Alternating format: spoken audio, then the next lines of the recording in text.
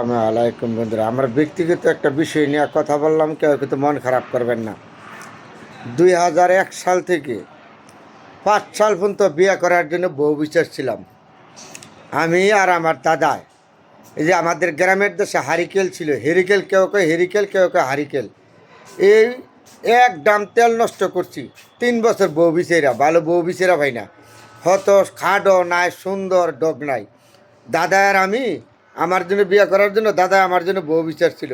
গাড়ি ভাড়াও দিছিল 1,20,000 টাকা, এই সময় টাকা বউ বিচারা। তারপরে ভালো বউ বিচারা ভাই নাই। বর্তমান সময়ে অনলাইন জগতে ফেসবুকের মধ্যে মেয়ে পান দেখলে, আগে কোথায় ছিলাম, এতদিনে বিয়ে করতাম তাহলে ভালো বউ হইতাম।